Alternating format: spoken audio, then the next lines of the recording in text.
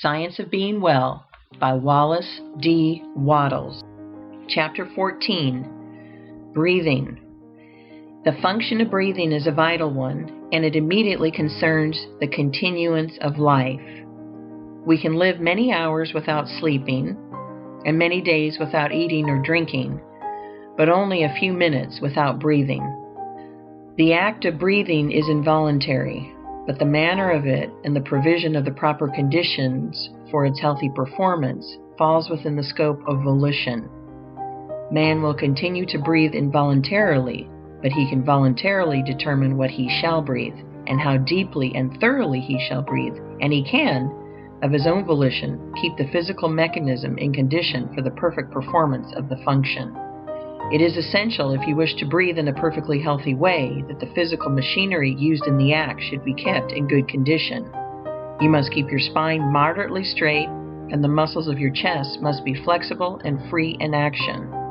You cannot breathe in the right way if your shoulders are greatly stooped forward and your chest hollow and rigid. Sitting or standing at work in a slightly stooping position tends to produce hollow chest.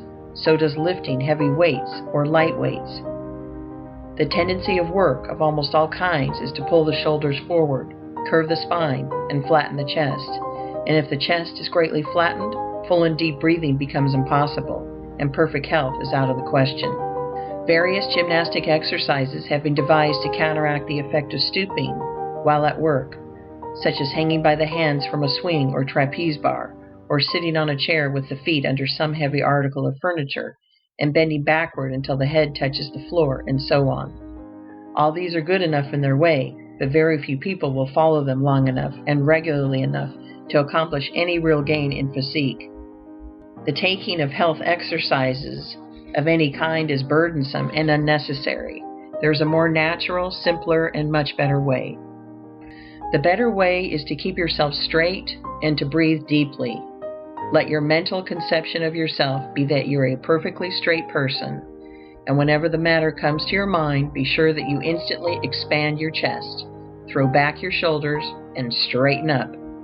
Whenever you do this, slowly draw in your breath until you fill your lungs to their utmost capacity. Crowd in all the air you possibly can, and while holding it for an instant in the lungs, throw your shoulders still further back and stretch your chest. At the same time, try to pull your spine forward between the shoulders. Then let the air go easily. This is one great exercise for keeping the chest full, flexible, and in good condition. Straighten up, fill your lungs full, stretch your chest, and straighten your spine, and exhale easily. In this exercise you must repeat in season and out of season, at all times and in all places, until you form a habit of doing it. You can easily do so. Whenever you step out of doors into the fresh, pure air, breathe. When you are at work and think of yourself and your position, breathe. When you are in company and are reminded of the matter, breathe. When you are awake in the night, breathe. No matter where you are or what you are doing, whenever the idea comes to your mind, straighten up and breathe. If you walk to and from your work, take the exercise all the way. It will soon become a delight to you. You will keep it up, not for the sake of health, but as a matter of pleasure. Do not consider this a health exercise. Never take health exercises or do gymnastics to make you well. To do so is to recognize sickness as a present fact or as a possibility, which is precisely what you must not do. The people who are always taking exercises for their health are always thinking about being sick. It ought to be a matter of pride with you to keep your spine straight and strong, as much so as it is to keep your face clean.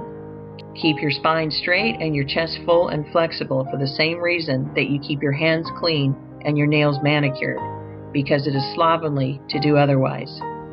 Do it without a thought of sickness, present or possible.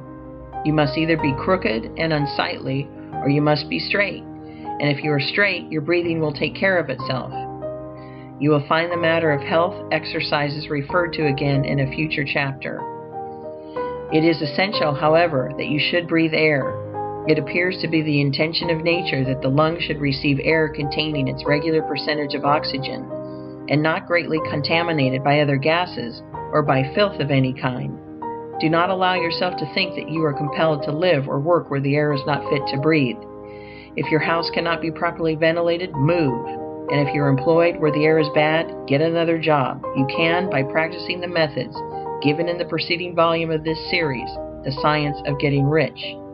If no one would consent to work in bad air, employers would speedily see to it that all workrooms were properly ventilated. The worst air is that from which the oxygen has been exhausted by breathing, as that of churches and theaters where crowds of people congregate and the outlet and supply of air are poor. Next to this is air containing other gases than oxygen and hydrogen, sewer gas, and the effluvium from decaying things. Air that is heavily charged with dust or particles of organic matter may be endured better than any of these. Small particles of organic matter, other than food, are generally thrown off from the lungs, but gases go into the blood. I speak advisedly when I say, other than food. Air is largely a food. It is the most thoroughly alive thing we take into the body. Every breath carries in millions of microbes, many of which are assimilated. The odors from earth, grass, tree, flower, plant, and from cooking foods are found in themselves. They are minute particles of the substances from which they come, and are often so attenuated that they pass directly from the lungs into the blood and are assimilated without digestion. And the atmosphere is permeated with the one original substance, which is life itself. Consciously recognize this whenever you think of your breathing and think that you are breathing in life. You really are, and conscious recognition helps the process. See to it that you do not breathe air containing poisonous gases, and that you do not rebreathe the air which has been used by yourself or others. That is all there is to the matter of breathing correctly. Keep your spine straight and your chest flexible, and breathe pure air, recognizing with thankfulness the fact that you breathe in the eternal life. That is not difficult, and beyond these things give little thought to your breathing except to thank God that you have learned how to do it perfectly. End of Chapter 14. Recording by Ch.14.